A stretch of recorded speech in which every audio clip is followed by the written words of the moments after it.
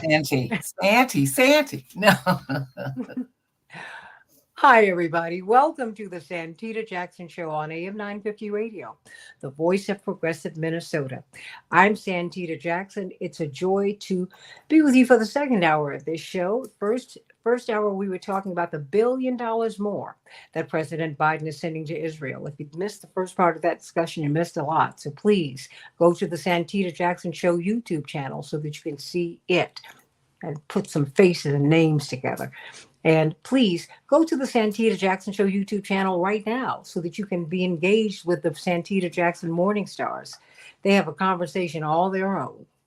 And I can't wait to hear what they've got to say about this Trump trial in New York. And of course, I'm on AM 950 Radio, the voice of progressive Minnesota. You can stream us on am950radio.com.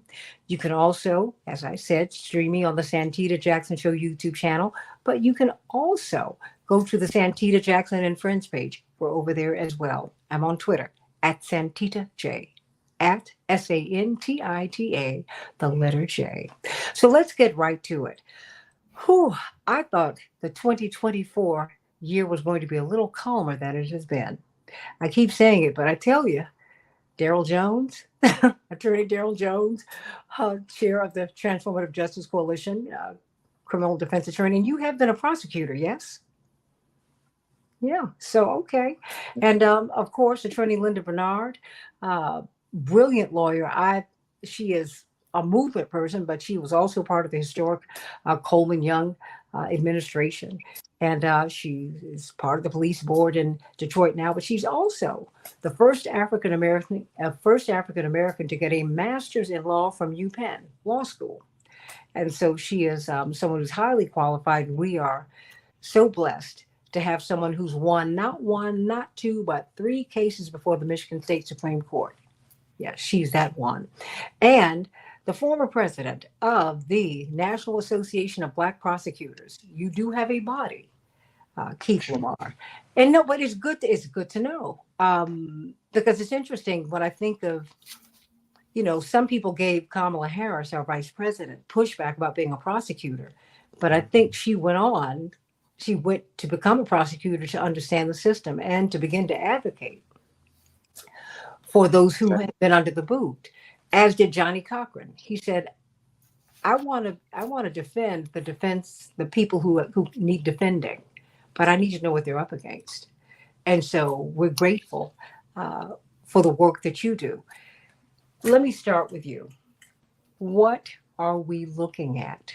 Now, many people are saying, many legal experts, your peers, all of your peers, are saying that, okay, this might be the least consequential of these cases, but this is the only case where we will get a verdict before the election. So in many respects, it is representative of a whole lot. But what are we looking at? Because it just seems a little, to be frank with you, I want to know how, what some said would be a misdemeanor became a felony, those charges. Right. Michael Cohen, I'm throwing a lot at you, but I heard a lot yesterday. Michael Cohen, who's the fixer. But let's just start with this trial. What are the charges? How serious are they? Well, he has a lot. It started off with about 34 charges. But the main thing that we need to understand is that they're trying to get him with the felony of falsifying business records, which is normally a misdemeanor. Okay. Mhm. But the reason they're trying to charge it as a felony because they believe that he might have been trying to cover up or conceal another crime. And so that's a hard thing to prove, you would think, normally, but they don't have to go into detail apparently about this. But they have to show that he was at least trying or attempting to commit or conceal another crime. So that's where the felony came into play. And so that's going to be a tough. That's a tough one. As a prosecutor, I've handled a lot of cases, and the main thing that they're going to be focused on is his intent. So they're going to look at his intent. That's why they have those different witnesses up there. That's why they're going to talk about a lot of different things, and that's why they have Mr. Cohen on trial. On the witness stand now, just to show this man's intent. Now, the uphill battle that they're going to have to face, though, is do people believe Mr. Cohen? And that's going to be a really tough battle because he's already been sentenced. He's had his day in court, and he's still doing a lot of things that are violating the judge's orders. As long as former President Trump as well, they both are violating orders. Well, let me ask you this, because he, former President Trump has been put on lockdown in terms of his communication with the public, but Hmm. not Michael Cohen. I mean, and he has called uh, the former president all kinds of names. They had a very close relationship at one time that has clearly been ruptured, and there's a lot of Hmm. bitterness there, particularly on his part. Well, betrayal, all of that. I think each of them feels betrayed by the other. And that having been said, why has a gag order not been imposed upon him? I feel like they've actually. I'll go back and check on that, but I feel like they've asked him to stop talking multiple Hmm. times, and he still just keeps going. The issue is why they're allowing him to still testify as he continues to do this. So I mean, the defense is going to try to use that against him, even though he is doing that. They're going to try to use that to their benefit. If I'm the state, I'm going to try to calm that down with the jury. It's one of those things where it's not a good look if it's brought up. So you have to kind of hit it early. And they did that in their opening statements. They talked about who these witnesses were going to be. They try to give you a little bit of a heads up of, hey, this is what you're going to hear. This is what you might hear. And the reason that you do that as a prosecutor, because you know the defense going to come with the A game. So you got to try to set the jury up, right? You can't just say, hey, I'm going to tell you that he did it and then sit down, right? You can't do it like that. You got to set up a story. You got to make it be engaged, and you have to tell a lot of things to get people to come all the way full circle to understand what the charges are and why they're doing it. And although he's charged with a felony, people need to understand that he can still be convicted of the misdemeanor. Because they'll say lesser included accounts. How does that So help? yeah, Wait, because I'm just a layperson. yeah. Attorney Jones and Attorney Bernard, Attorney Lamar. I'm this is normally a misdemeanor, but they've upgraded it to a felony, but he can still be charged with a misdemeanor.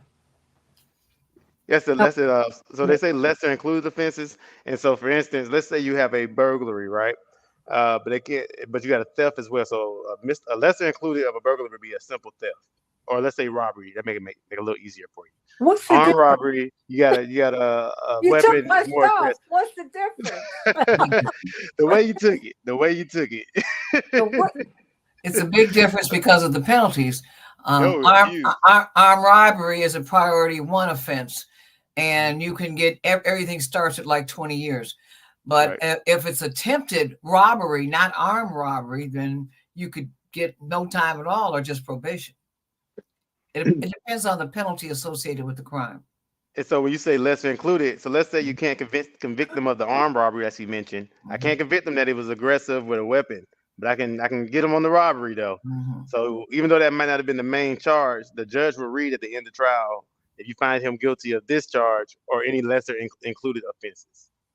So if he's charged, what if he's not found? Okay, if he's found guilty of the felony, what happens? If he's found guilty of a misdemeanor, what happens? I've got Foster Silver's playing in my head. You don't know. You don't know what that. You don't know who he is, and you might not know either, Derek. It's just a misdemeanor. Oh yeah, that was a hit back in the 70s. Just no, I know you're talking about. I know you're talking No, about. you know the remix. Nah, not a real one. No, but it's one of those things where I think the easiest way for people to understand what's going on is just know that in any trial, you're going to have your main charge. And in those main charges, the states, they have the whole burden of proof, right? The state, let's say, for instance, Donald Trump, his attorneys, they don't have to actually say anything. I'm pretty sure they probably will, but they don't have to. And so the burden's on the state, and you got to prove this beyond a reasonable doubt. And so that's why I said the case is going to be pretty hard because when you think about trying to prove that a person used money to attempt or maybe intentionally try to cover up something else that you're not even going to try to prove, that's kind of hard to do. But it can be done, and it's been done. Less has been done before. So it's an interesting trial. Like you said earlier when you first started introducing us, it's probably the least threatening one compared to the ones that he's facing, like in Georgia. Here, if he gets convicted, felonies a year or more, or he could go on probation. It is a non-violent offense, so he still could face pure probation, even if convicted of a felony. What about Michael Cohen? And I'm going to spread this around, but I have to. Former head of the past president of the Black prosecutors. I can only imagine what you all talk about. Yeah, Um, it's crazy. yeah, I mean, what about Michael Cohen? Because I He's was a reading a snitch. Politico article and they said he's not the witness we expected. He's not the witness you expected because he is known to be pugnacious. And oh, I can't wait for you to weigh in, Daryl Jones, and you, Attorney Bernard. But he is known to be an attack dog. I mean, and threatening and all of that. But he came in very meek, self-deprecating. I wouldn't hurt a fly. Well, did you say expletive, expletive? He said, well, it sounds like something I would say. I mean, he kept his cool throughout. Was he prepped? And if he was prepped, what went into that? I would say yes, definitely was prepped. I mean, like you all know, he's an attorney as well, so he's no stranger to the courtroom. Mm-hmm. So he knows how he needs to behave. You can't come in with the same stuff you say on YouTube and think that it's going to work in a courtroom. It's not the same venue. So I think he's a seasoned veteran when it comes down to that, and I think that's what it came off as. At the same time, though, if you are a jury and you're familiar with him, it might not seem genuine, considering how he normally acts. So it's one of those things where you got to know your jury. Every jury is very different. That's why they call it. They call it voir dire, or if you're from the South, voir dire. You want to know, who your jury is, because, like I said, we might feel a certain way, but we're not on the panel, right? We're not on that jury panel, and so when you have a different jury panel that has a different makeup, that's who you're trying to appeal to at the moment. So even though the world may be watching, you need to focus on those 12 jury members and try to convince them. What do you think is going to happen with those two lawyers when that jury has to deliberate? They will be the super jurors because everyone on the jury will look to them for expertise in terms of the things that they said, and the notes that they've taken. They're going to ask those two lawyers. I just hope that those two lawyers are ethical and honest, which is usually not the case. But but in terms of what you said about Cohen, he's a sleazebag. He always has, always will be. He is. Wait, let me just stop. Everybody, open up your mics. It's radio. If people want to hear, laugh. If you want to laugh. No, but he is a sleazebag. He's proven it his entire career. Thank you. I mean, everything that you read about him, he has not distinguished himself in any way, nor is he even capable of it. He's not. He is a step and fetch it, ignorant lawyer, and all of us on this call know that, and all of us would feel confident in doing anything and being in court against him. He's nothing. He's oh God, I can't even begin to tell you. And then on top of all that, he's disloyal to his client. When I have a theory. When you take the benefits of a relationship, you take the responsibilities. He has been making $1 million a year with Trump for the last several years, being step and fetch it, quite frankly, doing whatever he told him to do. It didn't have anything to do with the law. It just had to do with what he was getting paid and the fact that Trump asked him to do it. And so that's what I mean. I mean, and now he's just holier than thou. Suddenly I got a halo. Him and Stormy Daniels, a porn star. That is, I can think of a lot worse words to call her, quite frankly. Thank you. Don't do that here. I'm not going to do that. Okay. But I'm just saying, and the same thing for him. I mean, he is disgusting. So I don't have anything. But let me ask you this as a lawyer. I'm sorry? Because as a lawyer, let me ask you this, Attorney Bernard. When you go, Attorney Lamar and Attorney Jones, when you go to your lawyer, first you tell me everything. Because I can't defend you. I can't work with you if I don't know everything. If I don't know what's coming against me. I got to know. I have to know what dragons I've got to slay. They can't just come out of the corner on me. So there is a trust there that you really almost have. You might tell your lawyer things you won't tell your spouse or your partner because confidential. Yeah, well, I mean, like Trump was like, I don't want to get into this with Melania. No, I don't. I mean, it's just ain't nobody trying to do that. So I get that. I mean, come on now. But Attorney Bernard, Linda, I've had a hard time with him because to me, he violated that relationship. He sure did. I have to tell you, Attorney Lamar and Attorney Jones, this put your feelings about the former president aside. I say as someone who could be a client. I mean, I have a lawyer. I'd feel so betrayed. Yeah. Like, wait a minute. What? You know, he's not the fixer. He's my personal attorney. He knows things about me nobody else knows. I tell him things. I got you, man. You got to help me out with my wife. If she finds out I got a problem in my home, I can lose it. I mean, and my son. I mean, there's so many, and I just as a human being, and I hope we don't throw that away, everybody. You know, because these are whatever you think about these actors who we're seeing on this stage, they're people. But I worry about the attorney-client privilege, Linda. Well, I mean, that's a legitimate concern, but I think that one of the Daryl, before you say that, it's one little thing I want to say, and it's that the attorney-client privilege has been totally trashed through his videos, making fun of his client, urging, making satires about him, and these things that he puts on YouTube, I guess. I mean, who does this? What professional doctor, lawyer, or anyone does this? Now, go ahead. I'm sorry. I just wanted to say that. no, Santita, one of the areas that's a little more nuanced when you're talking about the attorney-client privilege is determining who exactly your client is. And for Michael Cohen, at one point, he was employed by the Trump organization. So the organization itself would be his client, not Donald Trump. So that doesn't excuse any of the things that he's doing, but it begins to question some of the things that would then be privileged communications and covered by the attorney-client privilege. I agree with what both Attorney Bernard and Attorney Lamar have said with regards to Cohen just really trashing what it means to be an ethical attorney and to certainly be a decent attorney. But one of the things that I have found, from being both a prosecutor as well as a defense attorney, is that the absolute worst witnesses generally are other lawyers. And part of the reason I think for that is that the lawyer, they're already anticipating where they think you want to go. They want to fight you where you're trying to go and try to, do all this other stuff.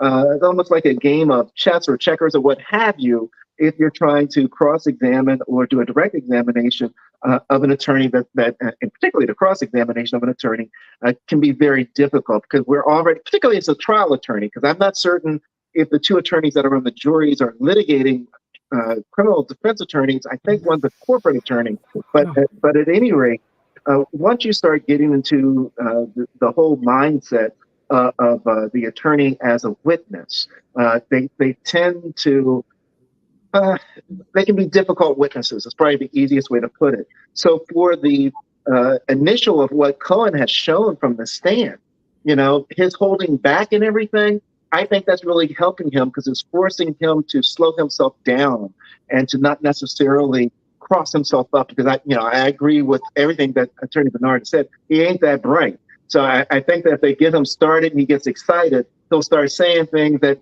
he probably shouldn't say or doesn't know to say, and ends up really blowing apart the prosecution's case, which is what the defense is trying to goad him into doing.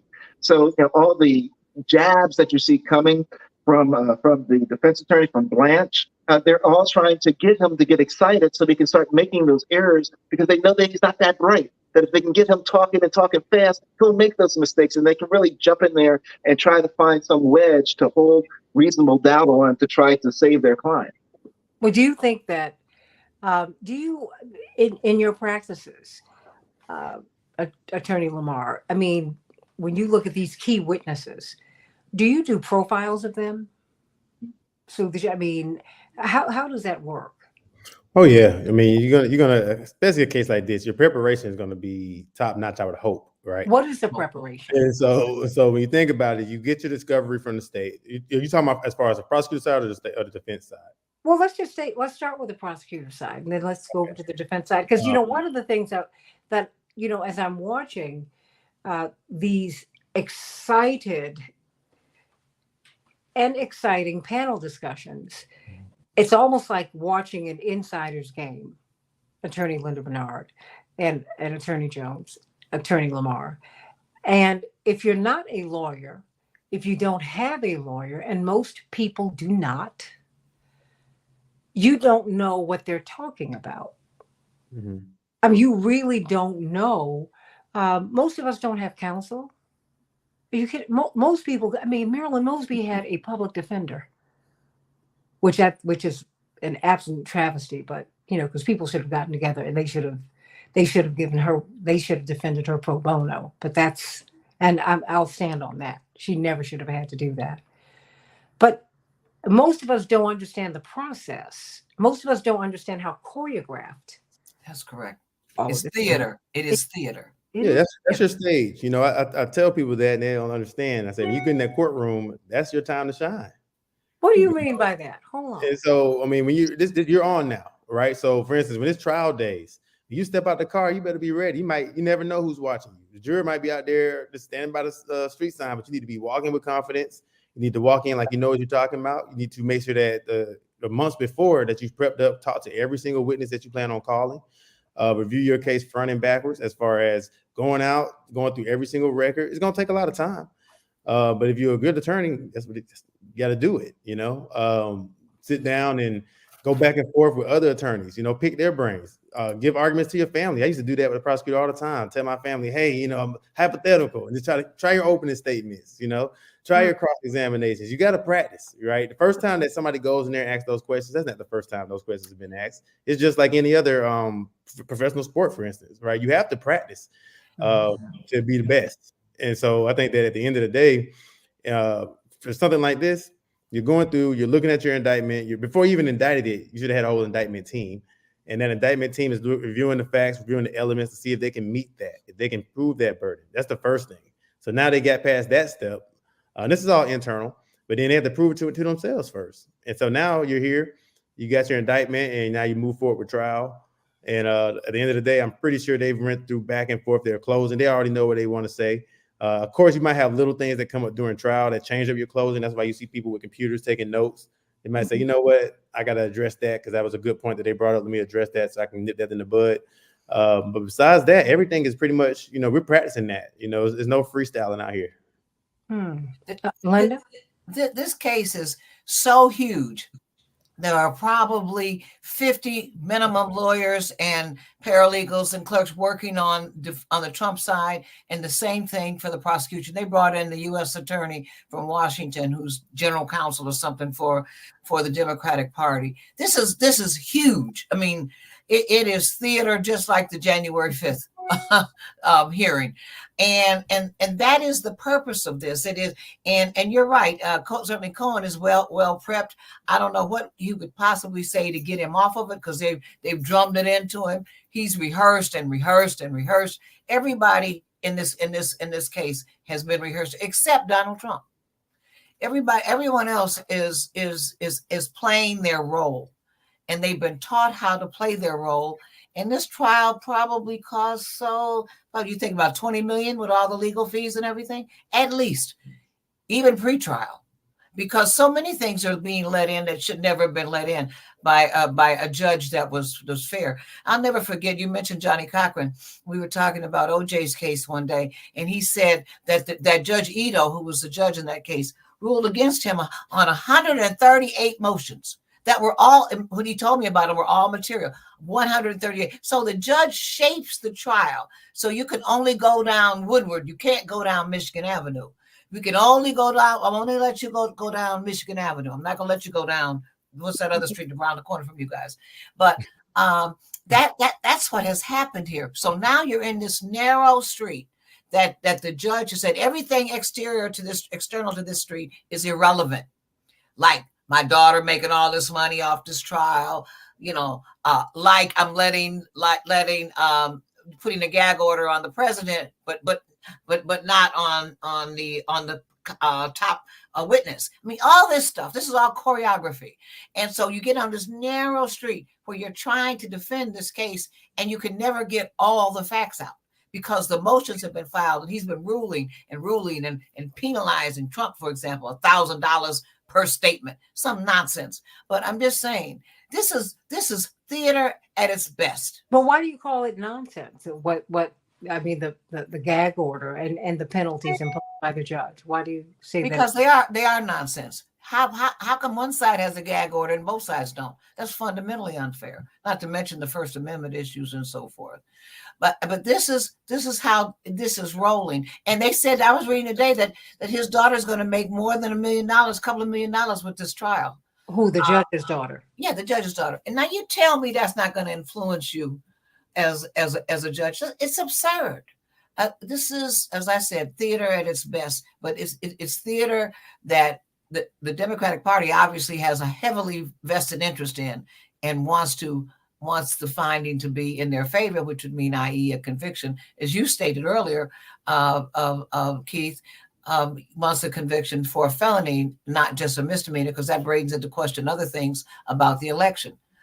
But that's what it's all about. But see, my question is, how do you have these conflicts of interest? How can the judge's daughter make money off of the trial? Daryl, Keith, Linda, and how can that be fair? Judges are king for a day. They do whatever they want to do. In the trial here with Kwame Kilpatrick, which was a federal trial, the judge, who I serve on a board with, made a ruling that he wanted to change his lawyer. So he said, Your Honor, I need new counsel. She says no. He says, this lawyer is suing me in a civil case. On the caption of the pleading, he's suing me in a civil matter. How can he therefore be my defense attorney? And she said, too bad, so sad. We're not letting you change lawyers. That's the power of the bench. They can be as biased, prejudiced, unfair, unethical as they want to be because they're close to the community. I'm sorry. So what you got to do is, he's telling the truth. So what happens there is that you hope that you have an appeal system. That's where the appeal comes in, that appeal process. So that you have another set of judges that are higher up to hear this. And so if he was to get convicted, I have no doubt in my mind that the former president would go for the appeal immediately. And then I'm not sure how long that would take in that particular region, but it's usually takes a minute. But since it's a high profile case, they might move it up. So, but how does the appeal process work, Daryl? I mean, help me. Generally the appeal process, and it changes a little bit by state to state, but generally the appeal process in most states, the trial would play out. At the end of the trial, there would be the verdict if he's found guilty. Then he would have the opportunity after sentencing to take an appeal on various issues that he believes where there was something that was introduced. I think Attorney Bernard was talking about evidence that came in that should not have come in. Those are things that would enable the defense attorney to advise the appellate attorney that, you can take an appeal on these issues. This should not have happened in your trial. This would unfairly influence the jury. It should not have come into the trial. And that then is an issue that can be taken up on appeal. Generally, what would happen is if former President Trump was convicted and the sentencing has occurred, they're doing the appeal, they'd also set what's called an appeal bond so that the defendant can be out pending the appeal, or if he's incarcerated, he'd be incarcerated and then released if it's a bond that they allow him to post while the appeal is pending. Generally, appeals take quite a bit of time, particularly on most state levels. You're not talking about a quick process because you're talking about, getting all of the transcripts and everything to the appellate court and hearings that are set up and a whole slew of other things that are in place. Daryl, they've already, you and I would have already ordered those. You're getting a transcript daily right now. So you're ready for that appeal the day after the trial ends. If the ruling is against you, you're not going to be delayed with that kind of stuff. It's the appeal team is already working. Yes, the appeal team would already be in place, and then it would just be up to the appellate court to decide when they're going to, because there are briefs that generally that are required, and then there's an argument before the appellate courts that would then happen. Well, I mean, a lot of things, this whole process, this whole trial, his indictment and the trial have raised any number of questions to me. And I'd like to go back to attorney-client privilege, Keith Lamar. Let me start with you. Lamar's client is the state. So he's with the popo, so to speak. His client is the police and the sheriff and all the city. I mean, that's his client. He has to represent the like your Kim, the young lady that is your prosecutor there. That's who Keith is, right? Well, okay, but now these are criminal defense lawyers. Okay. And you're working for the people. What about attorney-client privilege? Yeah, that's a. Well, I mean, will this case, does it have ripples that go into the rest of the judicial system in the United States? I mean, because this happened to him, this could happen to me. I worry about now. I'm giving my lawyer the side eye. Like, Well, you definitely yes, have. I am. You should. This You is should. crazy. I mean, it's definitely going to have ripples, but lawyers have been talked about this, so I would blame Mr. Cohen for letting it go so far. So if I got why would you blame him? Why? Because if a client comes to me and say, Keith, I'm about to go blow up this bank, and this is how I need to do it, and I help him blow up the bank, then that's on me. That's not, that right there is illegal. I'm not, it's too much, right? So I put it that way. It's just like, hey, you're doing too much. There's still some ethical things that attorneys have to talk about, right? We can't just sit here and be like, well, shoot, I don't hear it, I don't see it. It's certain things I can't further, right? So if you're about to go and say, I'm about to go do this, rob a bank, I can't say, well, let me tell you how to hide, from doing that bank. Now I'm a conspirator. Now I'm a co-conspirator, right? And I'm gonna get charged for robbing the bank too. I can't do that. My thing is we're supposed to counsel you on actions that you've taken, or if counsel you away from that. So if you come to me and say, I want to rob the bank, I say, well, let's stop for a minute, man. Let's think about some ways that we can do it differently that are not illegal. And I can and keep advising you, hey, this is illegal. I'm not going to help you with this part, but we can do an alternative solution that is not illegal. But if I go forward with the illegal activity, I'm killing the attorney-client privilege now. But in this case, your reputation is being attacked because of an extramarital affair you had. And so I'm your lawyer. We're all the three of us are your lawyers. And so we say, well, what does it take to make her go away? That's really the conversation. Right. How much is it going to cost to get her to go away? And she signed a non-disclosure agreement, which is common now. I know guys now in LA, including not even men. No names. The lady Jenner, the mother. You can't go into her house for a cocktail party without signing a non-disclosure. I agree with that. She doesn't want you to say anything about anything you see, hear, touch, or taste in her house. But you know what? And I know men who are like that about girls they date.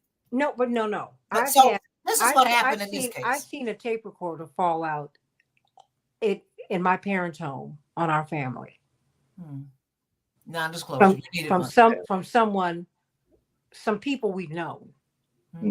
Okay, what a violation. Yeah, definitely a violation. And then we've been surveilled. And so I must say I'm not a disinterested party here because I have a lawyer, but I have seen some things, when people come into your home, and now people can videotape you. I mean, they can stream you live. I mean, and so I understand her saying, no, before you come into my home, you must sign an NDA. I mean, my friends who work on Wall Street, you cannot bring your phone into the meeting. Right. It's got to, no, you can't do that. And the notes that you take must be destroyed. So the non-disclosure was with the woman, with scandals, right? So that whatever I won't call it that, but anyway, so that's what it was with, and so he agreed that like I would for you or anyone else, both of you. I say, how much you want to pay? You're gonna tell me how much you're gonna pay. So I'm gonna say, okay, listen, this is the consideration. In order to have a binding contract, there has to be an offer, acceptance, and consideration. So the consideration is $130,000. He lists that in his documents as legal fees. And frankly, there's an argument that could be made. It is. Your lawyer is settling this case for you. So you've got to pay him to do that. And so he gets paid $130. You've got the $130. So if he's paying her $130, he probably wants $50 or $80 or something. I don't know. And that's how it goes. But that they listed those legal fees apparently as a campaign expense. And that's where the rub comes. But actually, in reality, it would still be a legal offense. Settlement of a lawsuit is a legal expense. He paid it himself, and then later, like you would do me, you give me my money back. But I'm just saying that's really what occurred. That's what this case is all about. But they're saying it violates New York campaign finance laws, because the feds signed off and said, no, this is not a case. This is nothing we want to pursue. This is not legitimate. Yada, yada. So there they come. They get bragged. The most doofus person in the whole thing, except Stormy Daniels. Linda. He is a disgrace. Even the fact that he lets criminals go without any bond and they come right back out and reoffend is outrageous. And I say that as a person with my master's in constitutional law, and it's on the Fourth Amendment. He's full of crap. But that's the whole separate issue. But that's the issue with respect to Donald Trump. And he ran on the thing. I'm going to get Donald Trump. I'm going to get Donald Trump. This is so flawed from the very beginning. The bias, the prejudice, the unfair treatment. If Trump was a Negro, we would have been marching around the whole city of New York, because it's unfair. It's just unfair. And that's why he's gaining so much traction in the Black community. Not to mention the fact that he's been part of the Black community forever. He's been on the cover of every magazine out of New York, Inc., and Sports Illustrated, everything, with Puff Daddy, with Dr. Dre, with everybody. I mean, he's everything. He's well known within the Black community, and as you know, was Aretha Franklin's best friend.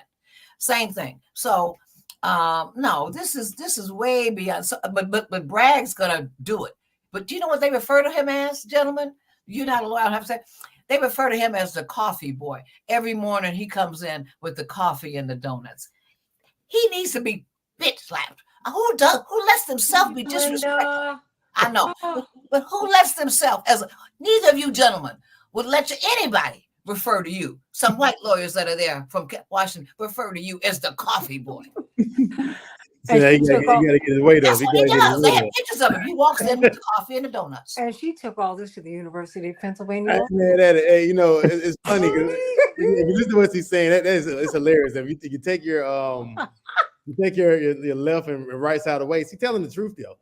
What are you? So that's what you have to understand is that what he's saying is true though. You have to understand these people. That is, like you said too, Ms. Jackson. It's a violation for him to be talking about it. Stormy Daniels did sign an NDA. Am I correct? Correct. All right. And so at the end of the day, she shouldn't be able to talk about this. Stop right there before you continue with that. I am not a Trump supporter. I'm not. What I am though, I am about fair play. Absolutely. And and I know power is odorless, is colorless, and it does not have a party, Daryl and Keith and Linda. That's true. When the establishment decides to come after you, they come after which is why I'm looking, they come after you. That's right. And I always have to ask why, because that's what I see over here. And I think many Black people see this over here. It's like, wait a minute, something else, it's above my pay grade. But when I see attorney-client privilege, I feel it's been smashed to smithereens here. Yeah. And that for me, with so many of us, so many Black people and brown people in the system, that worries me. That's right. For people who are not Trump, I'm like, wait a minute, because some of our people are in real trouble and they might have committed a little bit of an offense. Everybody could be in prison for something. All of us are unconvicted felons on some level. Everybody literally could be put into bankruptcy because all you need is 3 outstanding bills. It's true. Yeah. That's just fact. So I'm just saying, wait a minute. Beyond Donald Trump, I'm worried about that. I'm worried about a misdemeanor that y'all just decided you won't come after them and it becomes a felony. But then if I can't get you on the felony, I'll get you on the misdemeanor. What? What kind of system is this? 2 bites at the apple. Or in this instance, it's going to be about 10 bites because it's going to be about 10 lesser charges that they can convict him of. So they may let him go, like you said earlier, on the felony, but they're going to clap back on one of those other charges for sure because those lawyers are sitting there and they think they're holier than thou. But and the hypocrisy of it all. I'm sorry, gentlemen. I don't know a man who wants his wife to know. That's right. He was sleeping with this woman. That's not fair. Come on, y'all. Stop. Yeah. Don't even ask that question. Don't even ask that. That's what happened to Kwame here. He lied about having an extramarital affair. Let that top lip rest on that bottom one. Y'all don't say anything. I know it's true. I know it's true. NDA was violated. There's no doubt. Shut up. You got your $130,000. I mean, you look at what happened to Bill Cosby in Pennsylvania. That Right. case was sealed. Yep. And You then are he got not supposed to go overturned. back into that. And then they put this 80-plus-year-old man who is blind, who nearly died in jail because they wouldn't give him his medicine. Are you for real? That's correct. And now he's being And sued wait a by minute, and you somebody run- 60 years ago. He met at the Playboy Mansion. Oh, come on. At the She was Playboy 18, Mansion, she's 78 now. which is And nothing but a anyway, rumble. and he had his hand on her leg, and she felt intimidated, and she was a victim at that moment. Wait a So minute, she, and the a girl, lawsuit is and wait a now. minute. It's a She's Hold court on. 78 lawsuit. now. And the LAPD never raided the Playboy Mansion with all those young girls up there. Are you what? Right. Mm-mm. No, I'm just. How do you defend against somebody who you don't even They are so recognize from quiet, 60 Linda. years ago? Linda, Hey, no, Daryl, and Keith are too quiet for me. What? Hey, I mean, like I said, I thought about this, and we've had those discussions before, where it's just like, why do you, what happened to Bill Cosby, honestly, and now you're looking at Marilyn Mosby down there in Maryland. Yes. It's like, this is unfortunate. This is about, I think it's May 23rd when they're supposed to have a sentence date, and so what's going to happen on that day? We don't know, but you would hope to God that they wouldn't come for somebody using their 401k that they've earned. So, wait a minute. Say that one more time. For doing what? Using their 401k. What? It was her money, right? Yeah, it's all her money, all in her okay. regular retirement fund. So, And she was right, and she would have I been don't know the penalized. case. And she was been penalized already for the money that she took out early. I'm here in Maryland, so I'm. Oh, yeah. When you were talking about the Maryland, when you're talking about the when you're talking about the Marilyn Mosby case, of course, one of the she did start out with private counsel. She What did is start that out. case? What is the case? But but we all know how much legal fees run you. So you can start off with private counsel, then you got to go, hey, I mean, I can say this part of what my brother faced. I mean, because they were shocked because they were telling him you're going to be in the jail, you're going to be in prison for the rest of your natural life. Now, mind you, there was a congressman who they were shielding, who had millions of dollars of monies that he had taken. He had turned his office into, they said, a place that was akin to Downton Abbey. Mind you, when you run for office and raise money, when you retire, all of those campaign funds become your personal money. And guess what, Attorney Lamar and Attorney Jones and Attorney Bernard? They didn't want any of the money. They wanted him out of Congress. Period. That was it. They said, no, what we said, is there restitution? Because he had a perfect attendance record. The only time in almost 20 years in Congress that he missed a vote was to attend our grandfather's funeral. That was it. That's amazing. He didn't miss anything. And missed one vote talking to a writer from GQ, and it was documented because the writer said Jesse came apart because he was so devastated that he missed this vote trying to explain a particular issue to him. And he was talking about, I want to bring you into my district so you can see how the people in my district are suffering. That's why I'm up here fighting for this, this, and this. And even the judge in his case said to his counsel, why didn't something clearly happen to him? We now know that he's bipolar, that there was a psychotic break. He had fallen out on the floor of the U.S. House of Representatives. He was sick. He had a perfect voting record. She said, I've never gotten this many letters in defense of a congressman in all of my years on the bench. So when the FBI and the prosecution said he's entitled, she said, no. She said, this young man got a job at 14, bussing tables at a restaurant. Finished college in under 3 years. He works, and he works for his district. And the unevenness, inequality in the system, Keith and Daryl and Linda, that's my problem with it. When I'm looking at what's happening to Marilyn Mosby, because Jesse's getting his PhD now, and look, I'm fine with it because my brother was always someone who was a seminarian at heart. That's his joy. Okay. So when he went to Congress, I was not like, oh my God, this is so great. I was like, is this really the best fit for you? Because, you love going fishing in the morning at 4. You love sitting in the library. You love writing books. You love exploring ideas. But okay, that's all right. That's his path, and everybody has to figure it out. But I'm looking at attorney-client privilege. I'm looking at Marilyn Mosby. You mean to tell me I can't touch my money? Mhm. You mean to tell me after Dr. Cosby, we work, I give this woman $3+ million. We settle this case, we seal it, that's it. You mean to tell me the prosecutor can run for office saying, I'm going to get Bill Cosby? What? Then you get him and you put this 80-year-old man in prison? Something about this ain't right. And I got war criminals walking around here getting Nobel Prizes. Yeah, I said it. And this is unfair. And you sound like your father. Look, if there's something wrong with this picture, he says, there's something wrong with this picture. Something wrong with this picture. If I can't talk to my lawyer, Keith, Daryl, Linda, who can I talk to? If I can't touch my 401k, which in a pandemic when everybody's money was funny, what did I put it in there for? Why did you have me settle the case in Pennsylvania? I settled it. That's what the Cosby said. I paid this woman $3 million+. And I still have to go to prison, and she can still get out here and talk trash on me? And then no one talks about the Playboy Mansion. The LAPD never raided it. They knew girls were up there. They knew underage girls were up there. They knew that. They enjoyed it. They didn't say a word. I'm just saying I don't see equality here, Keith.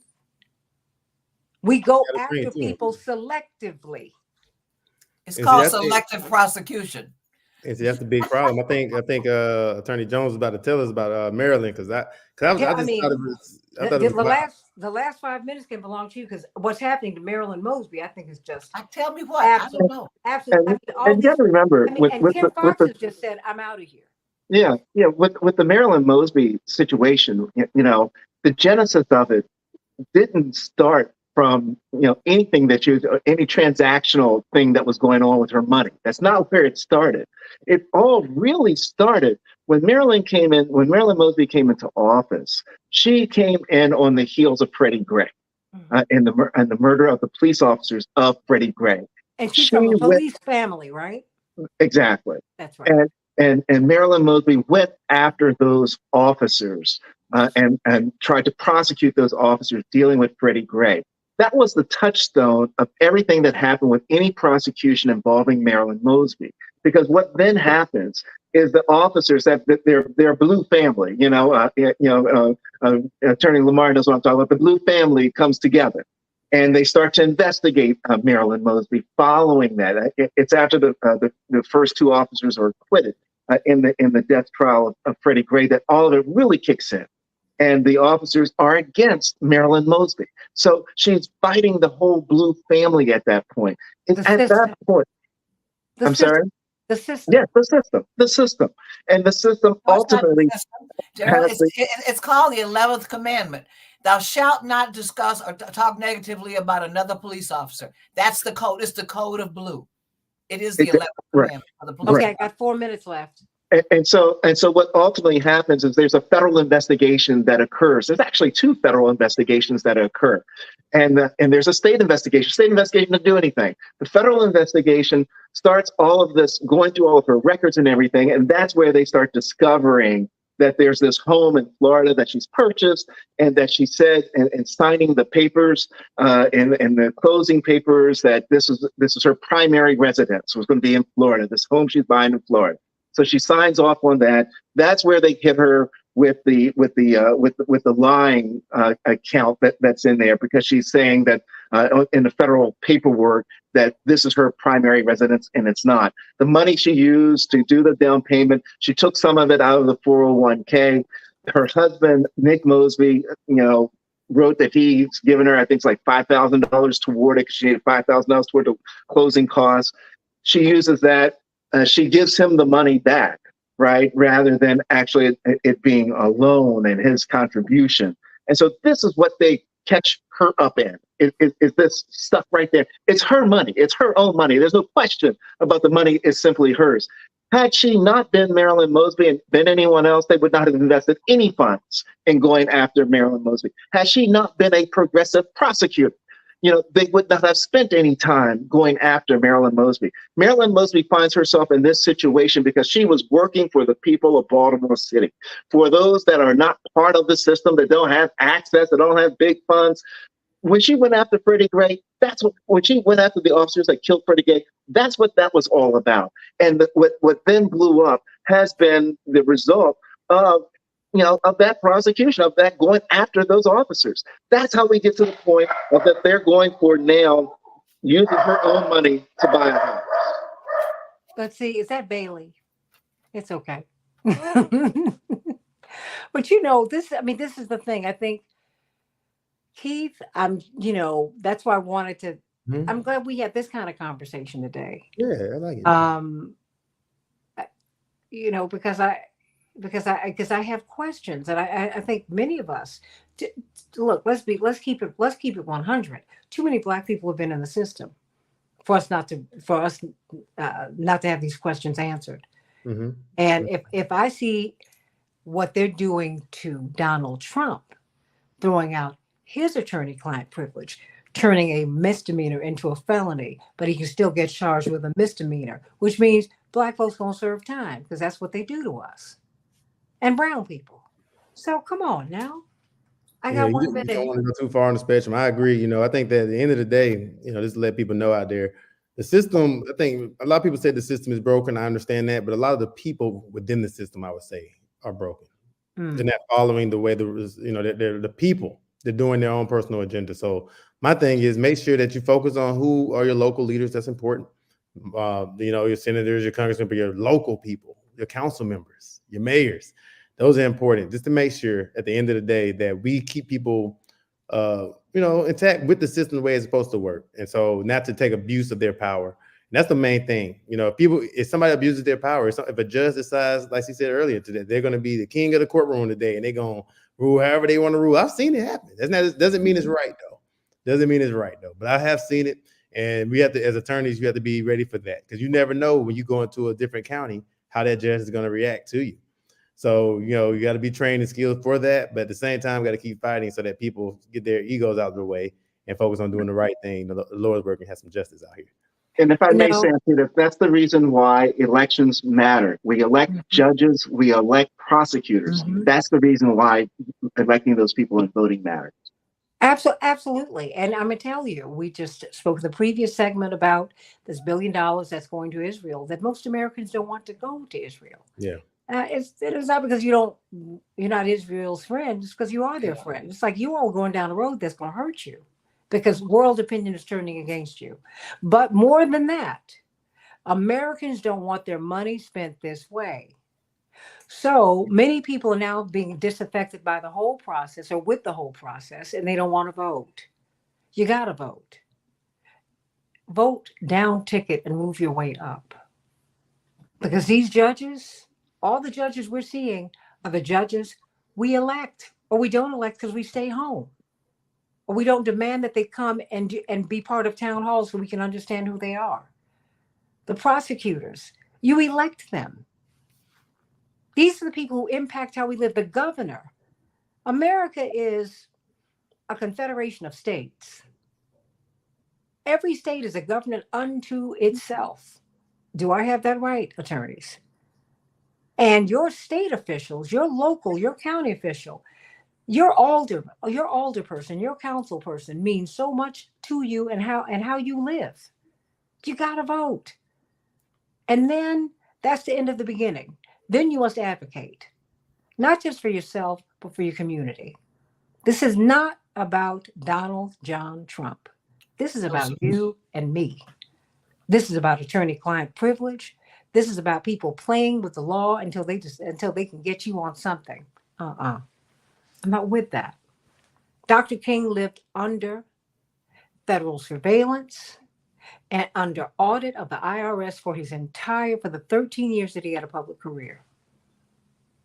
Shame. J. Edgar Hoover tried to blackmail him out of the movement while he was sitting with his husband, Clyde Tolson, in the office. I don't have a problem with homosexuality. and with people forming their partnerships. Not at all. But are you serious right now?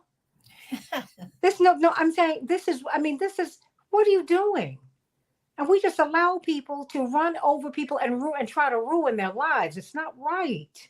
That's right. It's not right. And you can change this. That's the beauty of America. And quite frankly, that's the beauty of the human experience. When we get out in these streets and when we decide these people govern over us because we consent to have them govern over us. I don't mind to being governed over, but you can't rule over me. That does not work. Think about it, everybody. Attorney Keith Lamar, past president of the National Association of Black Prosecutors. Thank you for breaking it down. Attorney Darrell Jones, perhaps you and Barbara Arnwood are foremost advocates for the vote. Chair of the Transformative Justice Coalition, WOL Radio, every Tuesday at 12 noon Eastern Standard Time. Tune into their show. It's a great show. And of course, Attorney Linda Bernard, she is crazy, but she is also the first Black person to get a master's in law from UPenn, one of the Ivies. And when you listen to her, you just say, how? But when you see her in a courtroom, you understand that she won 3 cases before the Michigan Supreme Court, because you know what? She's fearless. Yeah. She's fearless. And that is what we need. She does not mind taking it to power. And that is that's the important part. I love you, everybody. Can't wait to be with you tomorrow on the Santita Jackson. Bye, guys.